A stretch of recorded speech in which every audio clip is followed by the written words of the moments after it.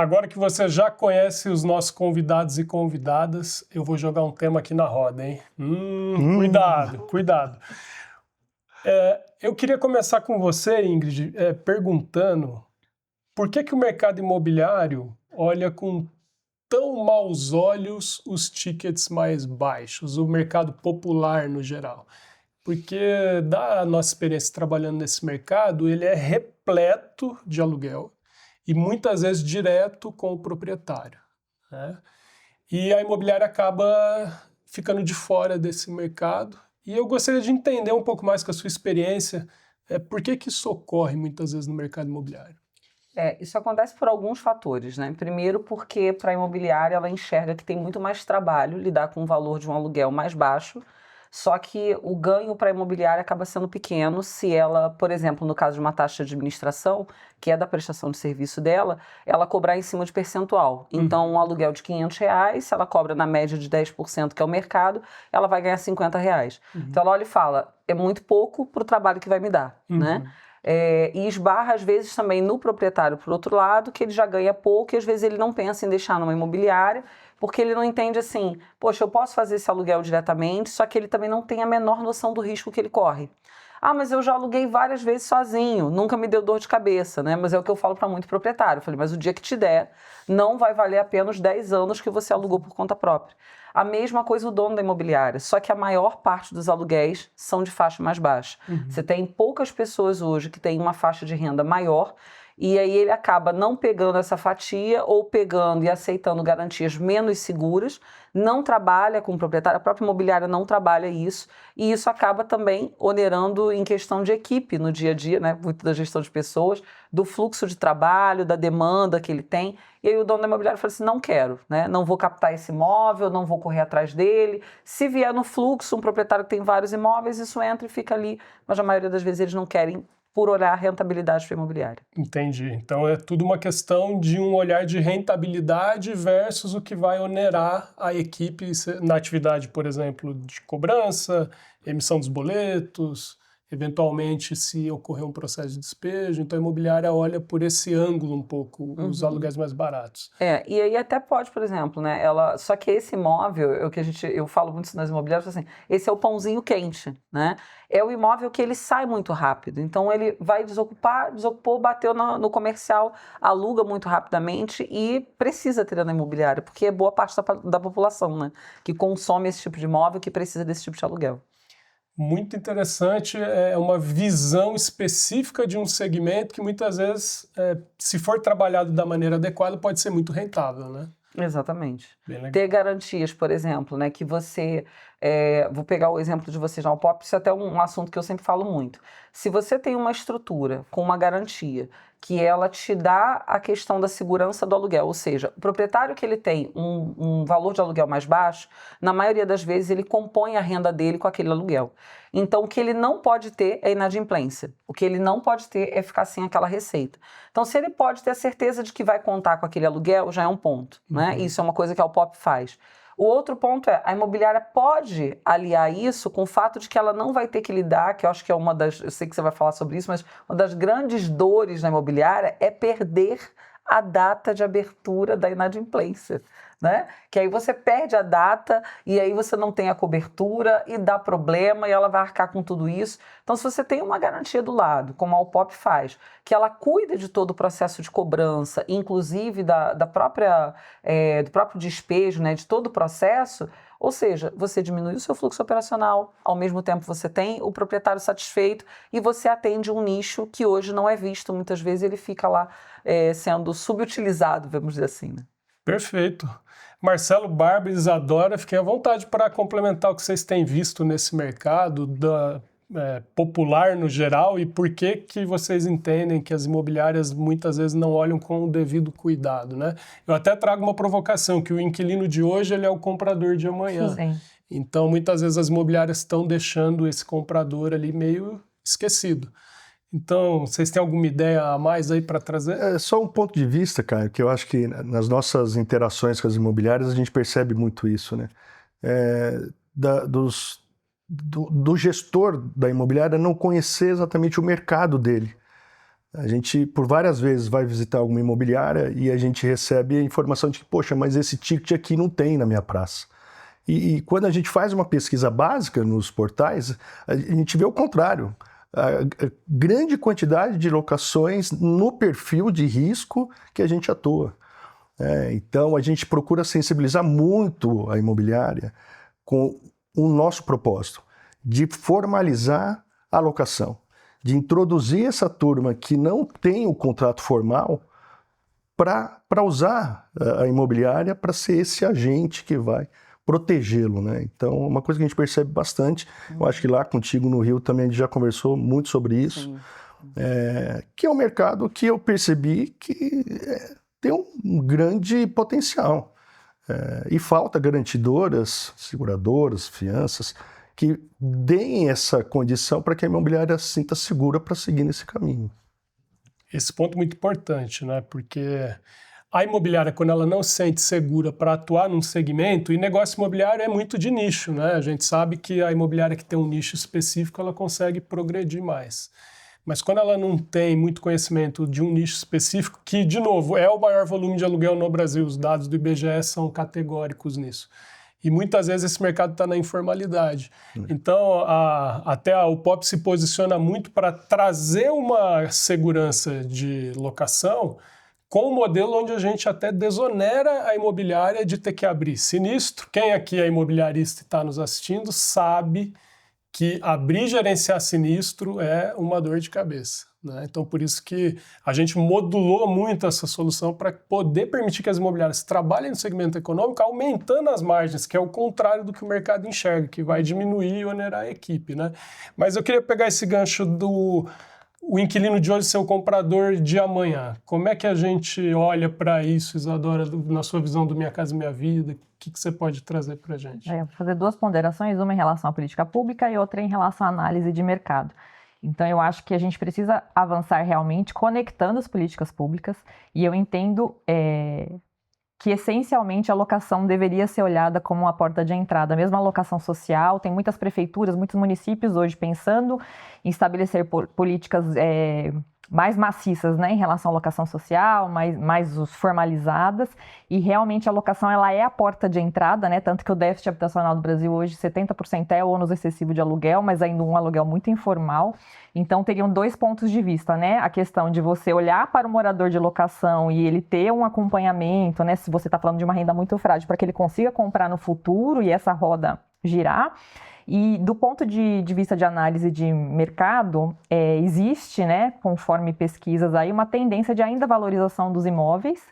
Provavelmente a renda não vai acompanhar essa valorização. Então, assim, uma coisa que é certa, sob qualquer ponto de vista aí que você olha em termos de análise de mercado, vai haver um descompasso possível. Então, o mercado de aluguel ele tende a crescer no Brasil muito sensivelmente, principalmente em relação às capitais, né, aos grandes centros. Então, eu acho que tanto do ponto de vista do poder público, ele deveria olhar para a locação também como essa porta de entrada, e como análise de mercado não tem hoje como nenhum ator, acho que do mercado, deixar de olhar para o aluguel, principalmente o econômico, que é a fatia que a gente não atende ainda, né, que são essas pessoas com rendas de até 3 salários mínimos.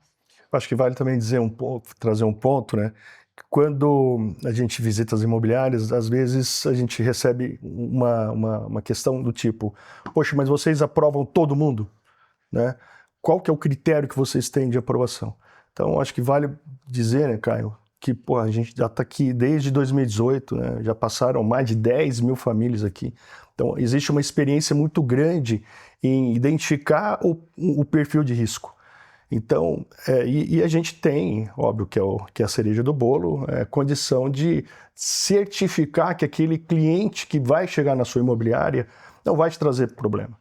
A gente, tanto é verdade que a gente garante o aluguel na data combinada.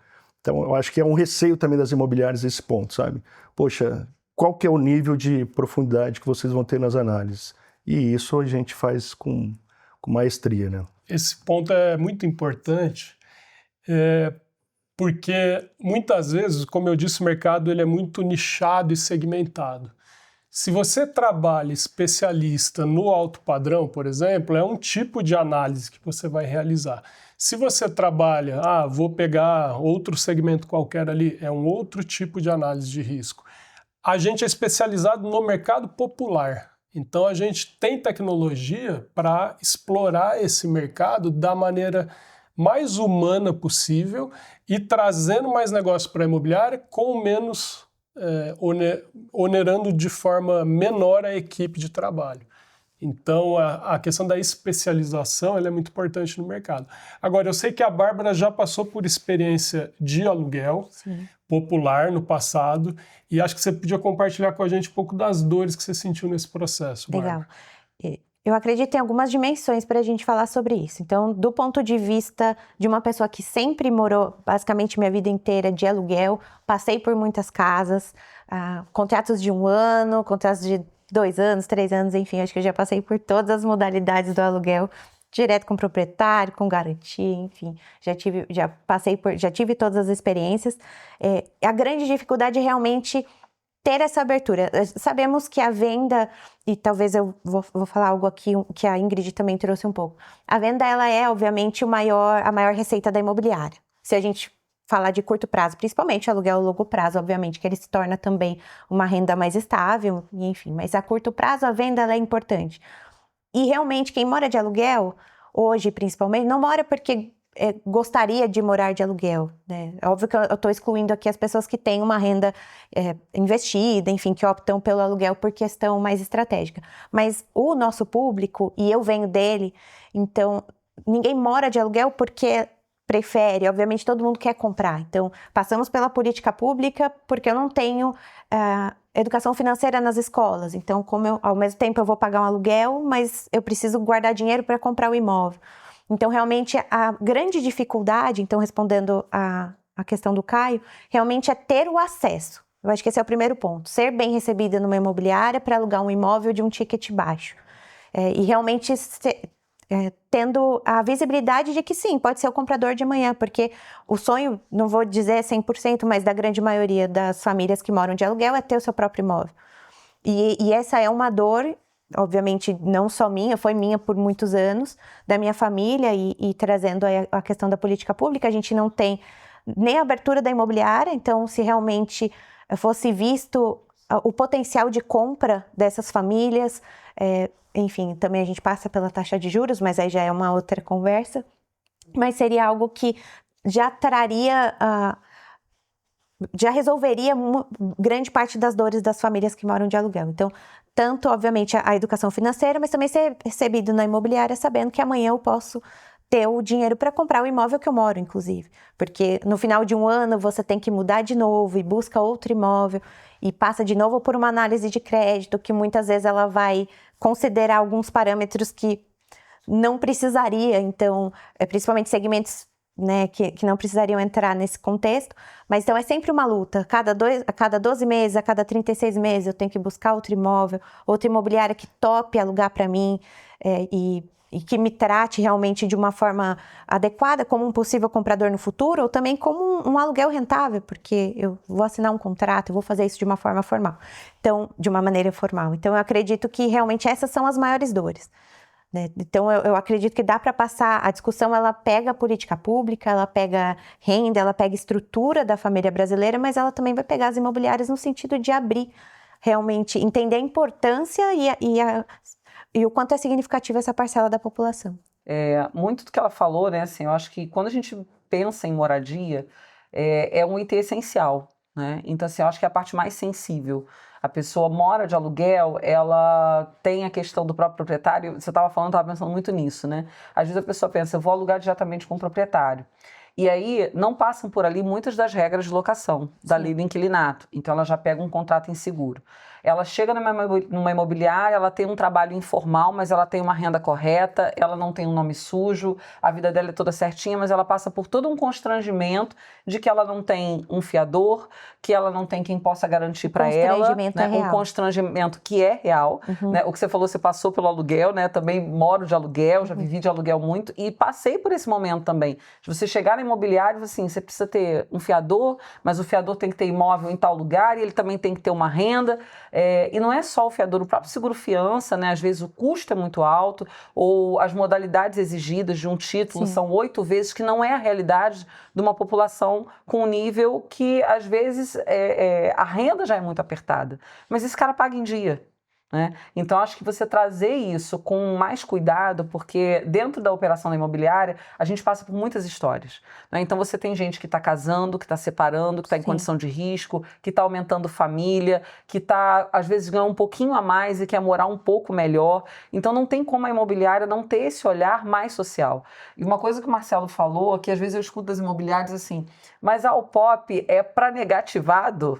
Né? E se criou, às vezes, assim, um conceito que o próprio mercado vem mudando. Será que uma pessoa que está com uma conta de telefone que, por algum motivo, né, que há 10 anos atrás, se você tivesse R$5 negativo no seu CPF, você era simplesmente descartado. Sim. Né? E hoje não, vamos entender a saúde financeira daquela pessoa. Foi uma coisa pontual, foi uma coisa que apareceu, mas, poxa, ela tem um histórico, ok, ela paga as contas dela em dia, mas foi uma situação ali que aconteceu, mas ela segue. Hoje até as próprias imobiliárias estão flexibilizando isso, né? E dando acesso a essas pessoas. Sim, veja, você trouxe o pagamento em dia. Essas famílias, eu arrisco dizer que a grande preocupação é pagar o aluguel em dia, porque eu não quero correr o risco de ter que sair do imóvel e buscar outro, algo que já era difícil antes, com uma negativação ou com uma ação em andamento, enfim, vai dificultar ainda mais que eu consiga outro imóvel para morar. Então, a preocupação com o pagamento do aluguel em dia, ela é real nesse contexto. Eu vivi com essa preocupação. Poderia faltar alguns itens até básicos, muitas vezes, mas não podia faltar o dinheiro do aluguel, porque senão eu não vou ter outra opção. Algo que já foi difícil arrumar o primeiro, né? Ninguém vai me alugar outra casa se eu carregar ali uma inadimplência, uma ação de despejo, por exemplo. Então, é uma preocupação real. Eu arrisco dizer que está no topo das preocupações da família que mora de aluguel, porque eu tenho famílias que têm filhos, recém-casados, que estão começando a família, ou muitas vezes ali separando. A preocupação das imobiliárias, a visão das imobiliárias deveria ser realmente a preocupação de que essas famílias sentem em pagar e em deixar o aluguel adimplente. Então, você trouxe isso. Eu gostaria de trazer esse outro lado de quem já morou e sabe que esse é um tema central. Eu posso deixar o cartão de crédito, mas o aluguel eu preciso pagar. É alimento, moradia e saúde, Exatamente. né? Você não abre mão. São os itens principais. Você corta o resto, mas aquilo você sabe que você tem que ter, né? Sim. A Ingrid trouxe um ponto que eu achei muito interessante na empresa quando eu assumi, né? Tem um algoritmo que ele faz análise preditiva de X itens e a gente é muito assertivo. Mas tem aquele inquilino que tem algum problema que o algoritmo de primeira não aceitou, a gente tem um canal que olha com muito cuidado aquele apontamento, a gente vai entender qual é aquele fato, né, que ocasionou aquele apontamento e a gente toma uma decisão, se vai seguir ou não com aquele cliente. Então isso mostra que a gente não tem um tratamento automático para 100%, a gente tem um viés também humano que é o nosso diferencial também. Porque não tem como não olhar para as pessoas de maneira personalizada. Exatamente. Né? As situações e condições de moradia e de vida são muito diferentes. Então eu não posso botar todo mundo numa forma e falar assim, ó, analisou, está reprovado e acabou. Mas espera aí, essa pessoa às vezes pode alugar. Ela tem uma condição, você pode olhar com um olhar diferente. Então, às vezes não é muito melhor a imobiliária olhar para essa pessoa, olha, eu mantenho a segurança do negócio quanto dono de imobiliária, eu mantenho a segurança para o cliente proprietário, que ele vai ter a garantia do aluguel, mas eu também trago qualidade para o cliente locatário. Isso. Porque isso também é uma mudança na cabeça das imobiliárias. O inquilino, ele é cliente da imobiliária, não é só o proprietário. Você pode ter 1000 imóveis, se você não tiver gente para alugar, não adianta, né? Você vai ficar no buraco do mesmo jeito. Então, ele olhar para o inquilino e falar assim, olha, peraí, você precisa também dar vantagens para esse cara, para ele poder partir para um próximo passo, para ele alugar, para ele chegar numa compra, para ele partir para um imóvel maior, melhor, porque ele tem um bom histórico. Então, acho que a visão das imobiliárias hoje está mudando, não só na retenção do proprietário, mas será que aquele cara que é bom pagador, que está contigo, ele tem um bom histórico, você não deveria reter? Sim. E se ele já tem uma condição de aluguel mais fácil, ao invés de eu deixar ele simplesmente sair da imobiliária para ir atrás de outro, eu não posso arrumar uma condição? Uma coisa que eu falo muito assim é, por que o inquilino, quando ele pensa em alugar um outro imóvel, ele não olha para a própria imobiliária? Ele volta para o mercado. né? É porque a gente não olha para ele. Se a gente passar a olhar para ele, ele vai falar assim, peraí, eu já alugo na imobiliária do Caio, por que eu vou sair? Não, eu estou sendo tão bem atendido, eu tive uma garantia que foi mais fácil de alugar, eu tive um olhar mais humanizado para o meu caso, então eu vou procurar naquela que eu fui bem atendido, né? Esse ponto da imobiliária olhar mais para o inquilino é um desafio no mercado, né? Hoje eu sinto que as imobiliárias olham muito para o proprietário, como você disse, e que elas desempenham um papel muitas vezes ali com o inquilino, mais no momento ruim da jornada, né? E nem tanto no momento mais adequado. Então, faz toda a diferença no volume de aluguel você fidelizar aquele inquilino para que ele permaneça na jornada com você, né? Que ele possa dizer, olha, eu vou me mudar, eu estou procurando um outro imóvel, realmente dar aquele atendimento mais especializado. E hoje é uma verdade para esse mercado que imobiliárias grandes têm carteiras de locação. É cada vez menos comum aquela imobiliária que só faz a compra e venda, porque a gente sabe que compra e venda é feita de ciclos, né? Tem casos muito específicos, né, que não vem muito ao caso, mas a gente sabe que a alocação é importante ali para manter a estrutura fixa de custos da imobiliária. Como que você enxerga, Ingrid, esse movimento do mercado, você que já está há muitos anos aí? Eu acho assim, né? Você começa a perceber tanto quem é de tecnologias, startups, né? A gente tem grandes players no mercado que entraram olhando para onde? Aluguel. Uhum. E não é à toa, né? Só que uma operação de aluguel ela é infinitamente mais complexa do que uma operação de venda. E aí a de venda, ok, você colocou lá, você está vendendo muito agora, por exemplo, mudou regra de financiamento, todo mundo desespera. Só que a carteira de locação é o que todo mundo quer, é a renda recorrente. Todo mês você tem ali aquele valor, a imobiliária, ela não rentabiliza só com a taxa de administração. Se ela souber trabalhar bem a carteira dela, ela consegue uma excelente rentabilidade. Mas é olhar para isso com um outro olhar, né? Antigamente era, eu olho o proprietário, traz o imóvel, o inquilino, você é parte do processo, não Sim. te olho. Agora, você tem uma série de serviços e coisas que você faz para o inquilino e para o proprietário. Você pode trabalhar as duas pontas e isso é um movimento que está muito forte. O que eu vejo é mesmo donos de imobiliários menores trabalhavam só com a compra e venda, vindo e buscando assim, né? Buscando mentores, eu digo isso até pela própria mentoria, olha, eu tenho interesse em montar uma operação de aluguel. Porque olha que é algo mais estável para ele sustentar quando houver a oscilação de venda, né? Sim. A venda não está rodando tão bem ou teve suas quedas, seus altos e baixos, mas a locação é uma coisa que é item de necessidade. Sim. Então, ou seja, não vai mudar. As pessoas continuam com déficit de moradia, você precisa alugar imóvel e ele vai ter essa rentabilidade sempre.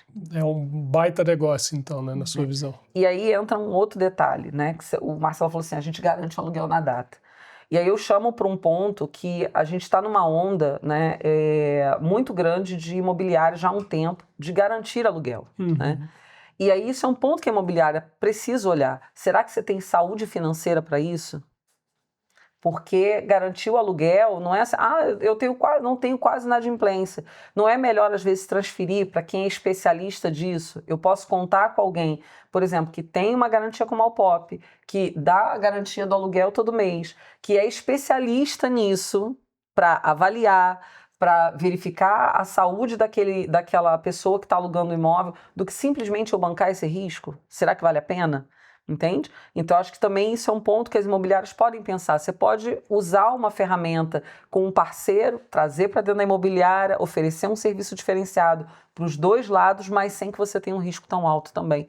Acho que isso é um ponto que é importante. E a gestão de riscos é um tema muito complexo, né? Exige muita especialidade. Agora, eu queria fazer um gancho aqui para a Isadora na questão dos financiamentos, porque a Ingrid comentou do ciclo comercial, que é muito sensível a essa questão, e o mercado tem corrido notícias da Caixa ter, de algum modo, diminuído, enfim.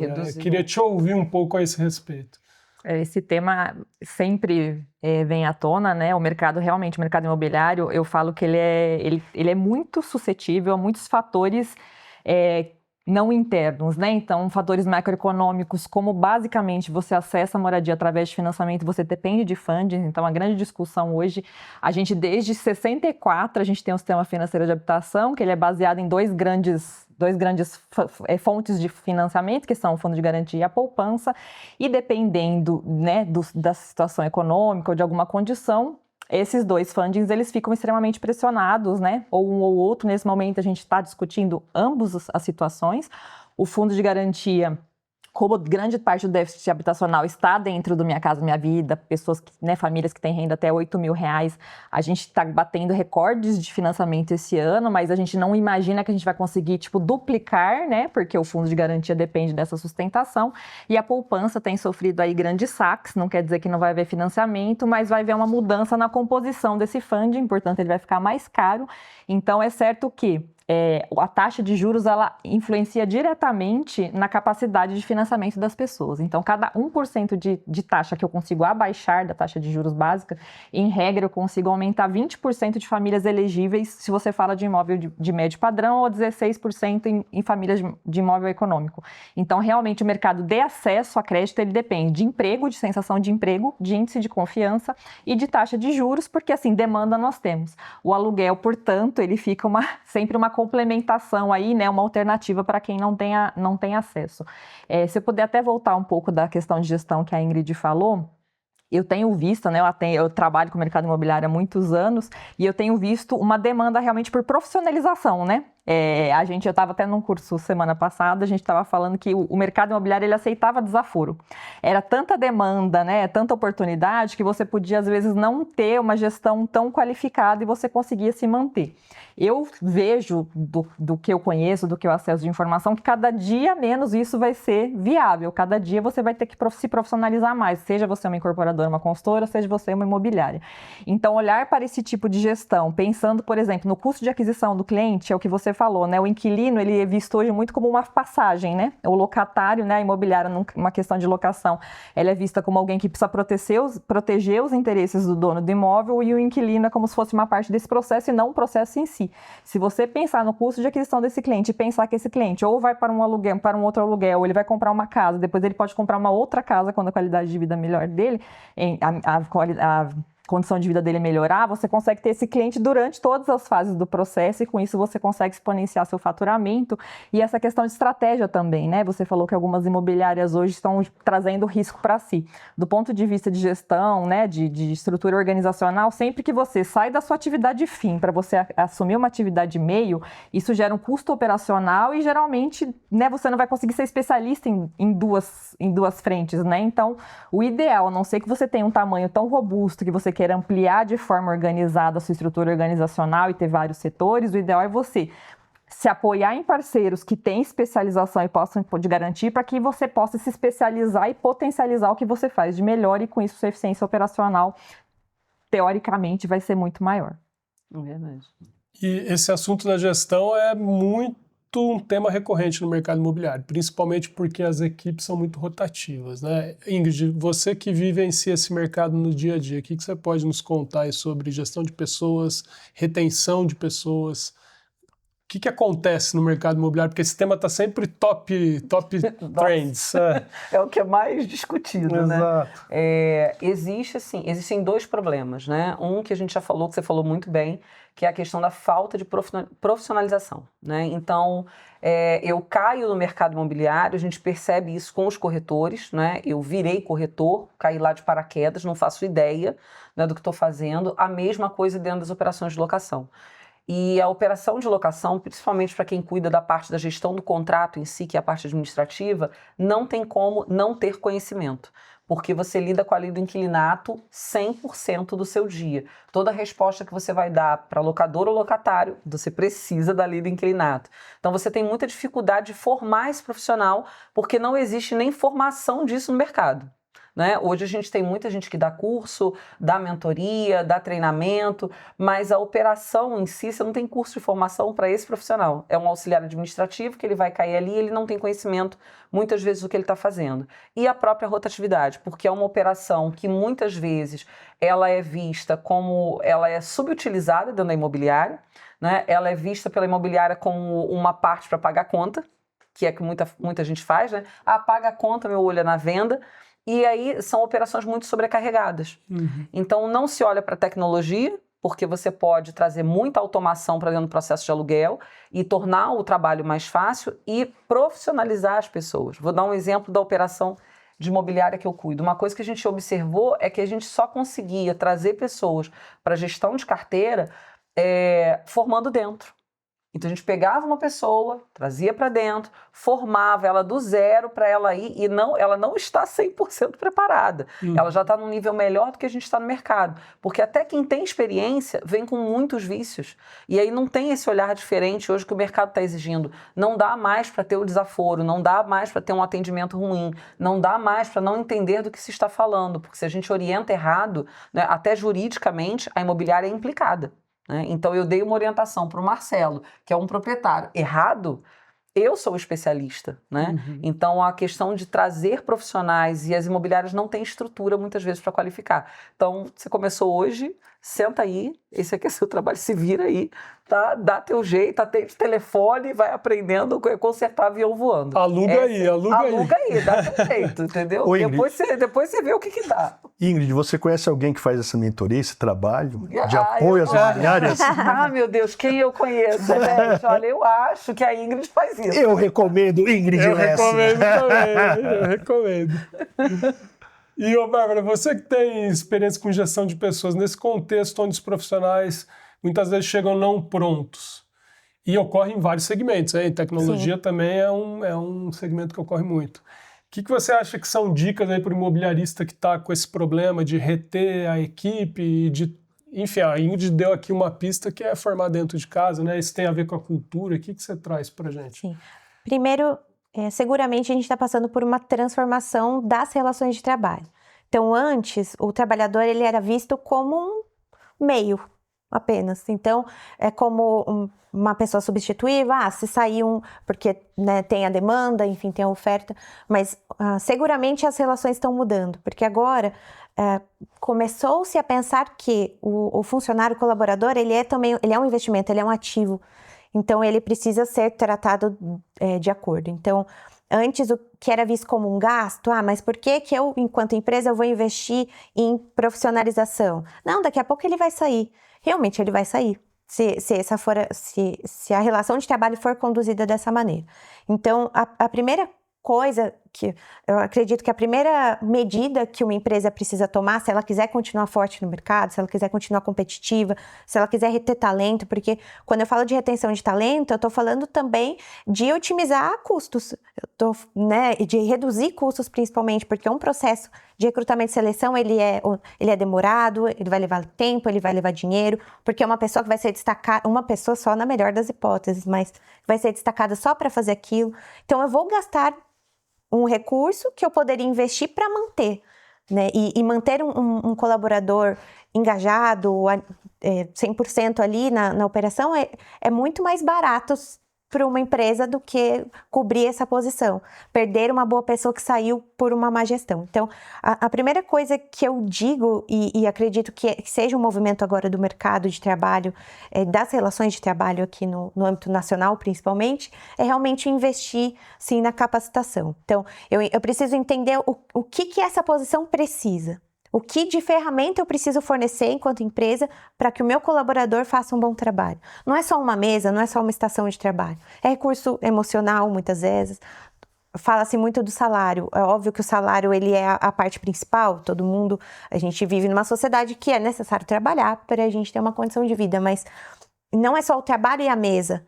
Eu preciso principalmente cuidar da experiência desse colaborador logo que ele entra, principalmente quando eu falo do período de experiência. Eu preciso destacar um profissional para acompanhar, para formar, para responder dúvida. E também é legal quando eu tenho uma pessoa na posição de gestão que já passou pela operação.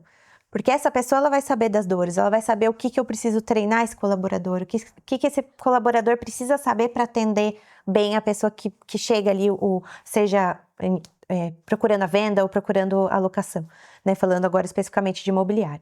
Então, eu diria realmente que, se falarmos de custo, que sempre foi tido como um gasto, né? O funcionário ele sempre foi visto como quase que um efeito colateral ali. Então, eu preciso, mas se ele sair, tudo bem. Não, tá tudo bem, você vai gastar muito mais se ele sair. Então, principalmente, destacar alguém para que faça o acompanhamento, para ter o acompanhamento da experiência do colaborador, principalmente nos primeiros 3 meses. Eu acho que um acompanhamento mais forte. E aqui eu não falo de microgestão, eu falo de macrogestão mesmo. Eu não preciso saber se ele está trabalhando, qual a posição que ele segura a caneta, ou enfim, detalhes que são vistos e não são necessários, né? Eu preciso entender se ele tem as ferramentas corretas para desenvolver um bom trabalho. E isso é pouco feito por RHs. Então, o RH ele trabalha muito na atração desse talento, mas a retenção ela fica para segundo plano. E é isso que eu tenho visto o mercado modificar. Então, e também, obviamente, eu preciso atender as necessidades desses colaboradores. Tá feliz aqui? Eu apliquei uma pesquisa de clima dentro da minha organização. As pessoas estão aqui porque elas gostam de estar aqui, ou realmente é só o salário e no final da tarde ela vai embora com raiva, ela vai embora chateada, frustrada, porque também não se desenvolveu adequadamente. Então, eu diria muito acompanhamento, né, para aprender o trabalho, e investir, obviamente, na profissionalização, mas também entender a satisfação desse colaborador. Realmente ele está aqui satisfeito, eu atendo às necessidades dele, a gente já teve uma conversa sobre desenvolvimento, eu sei onde ele quer chegar, eu tenho um plano para isso aqui dentro e tudo isso é muito simples de ser feito. Eu não preciso de uma grande estrutura de RH para colocar isso em prática, eu preciso de disposição apenas. Então, quando há disposição, um investimento é muito mais de tempo e de vontade do que um recurso financeiro, necessariamente. Então, eu destacaria esses pontos principais. Acompanhamento, investir, então, na capacitação desse profissional, porque a tendência é que ele chegue assim cru, né, e principalmente com a nova geração que está entrando no mercado. Essa geração mesmo está impulsionando as transformações que a gente fala nas relações de trabalho. Então, eu acredito que esses são os principais pontos que a gente precisa olhar do ponto de vista da gestão de pessoas para reter talento e para ter uma cultura forte, um time engajado, um time satisfeito. E essa transformação de paradigma do funcionário que é substituível pelo cara que você precisa reter, ela demanda que o RH esteja distribuído em toda a companhia. Isso aí tem o papel da liderança, né? O gestor de locação nesse sentido deve ser muito importante, né, Ingrid? Acho que a imobiliária como um todo, até os donos de imobiliária, né, que muitas delas são familiares e se tornaram donos, é muito difícil você ver RH nas imobiliárias. Sim, a maioria não tem estrutura de RH. O RH é mal visto.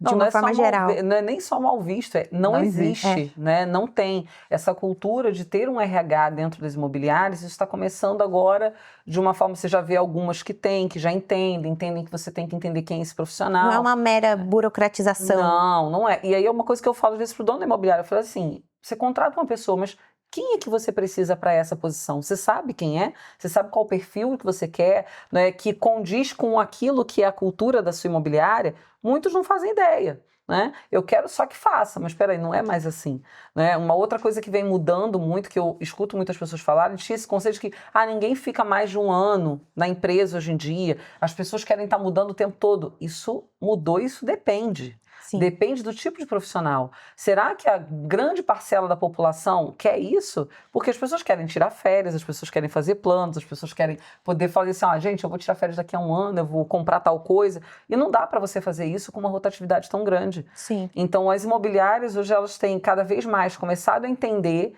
que... E outra coisa que eu falo tecnologia não resolve tudo. Né? Agora a gente está no advento da IA, né? Tudo tem IA, né? Aí eu falo assim, beleza, você contratou IA, mas uma hora você vai precisar falar com uma pessoa. A IA fez o pré-atendimento, perfeito, sou super a favor, porque eu sou a doida da tecnologia também. Mas passei o bastão, o Marcelo vai atender, o Marcelo não está preparado.